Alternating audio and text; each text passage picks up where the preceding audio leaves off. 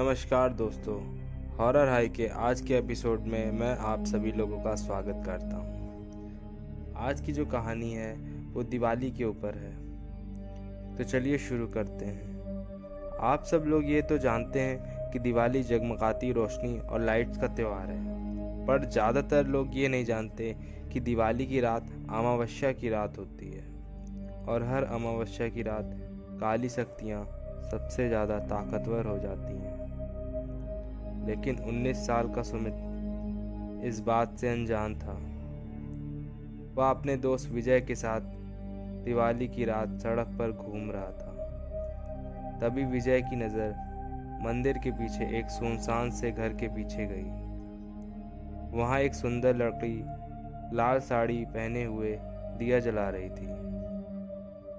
विजय सुमित को लेकर उस घर के पास चला गया। जैसे ही दोनों वहां पहुंचे, उन्होंने देखा कि पूरा घर दियों से सजा है। उन्हें बालकनी में खड़ी वह सुंदर लड़की नजर आई। उसने फिर वही मन लुभाने वाली मुस्कान देकर उन दोनों को अंदर बुलाने का इशारा किया।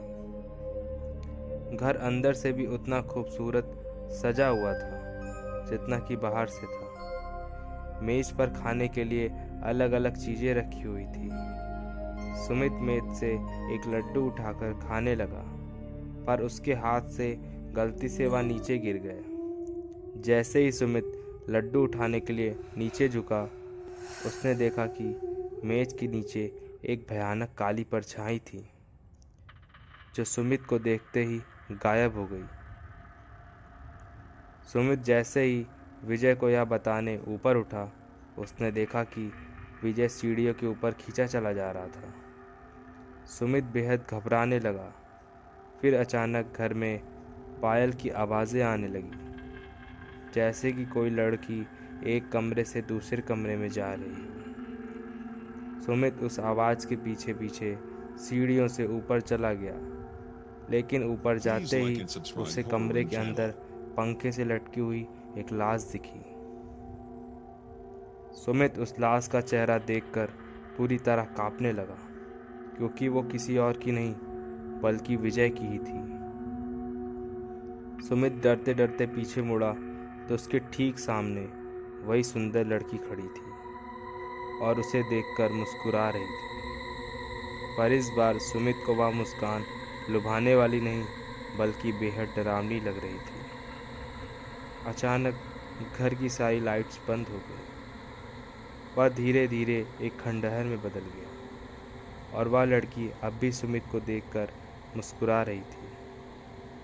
अचानक लाल साड़ी पहनी हुई उस लड़की के बाल सफ़ेद और लंबे होने लगे और आंखें एकदम से लाल हो गईं। चेहरा एकदम डरावना हो गया था। सुमित उसे देखकर एकदम सुन्न पड़ गया। वह लड़की हाथ में चाकू लिए सुमित की तरफ बढ़ रही थी। सुमित ने किसी तरह अपना होश संभाला और बिना कुछ सोचे सीधा घर से बाहर भागा, लेकिन वह लड़की अभी भी सुमित के पीछे पीछे ही आ रही थी। वह लड़की सुमित को मारने के लिए अपना हाथ उसकी तरफ बढ़ाई, लेकिन सुमित तब तक बाहर निकल गया था। उसने जल्दी से घर का दरवाज़ा बाहर से बंद कर लिया। वह लड़की उस दरवाजे को अंदर से बहुत ही तेज़ी से ठोक रही थी, लेकिन अचानक ठोकने की आवाज़ें बंद हो गई थी और फिर सुमित को उस लड़की के चीखने की आवाज़ सुनाई देने लगी, जैसे वह उस घर के अंदर कैद हो गई हो।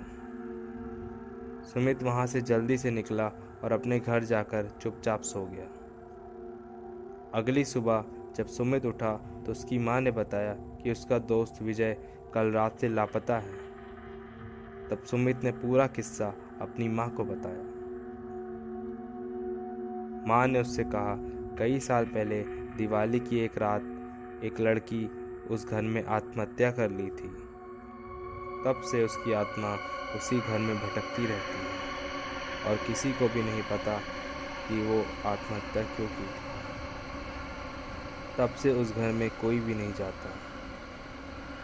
ये बात सुनकर सुमित पूरी तरह से हिल गया। वह यकीन करना चाहता था कि जो भी उसके साथ हुआ वह एक बुरा सपना था। पर उस रात के बाद उसका दोस्त विजय कभी वापस नहीं आया और सुमित को आज भी दिवाली की वो खौफनाक रात उस लड़की की भयानक चीखें सोने नहीं देती हैं। तो दोस्तों, आज की कहानी आप लोगों को कैसी लगी मुझे कमेंट करके बताएं और चैनल को ज़रूर सब्सक्राइब करें।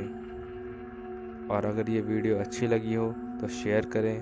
आपका दिन शुभ हो।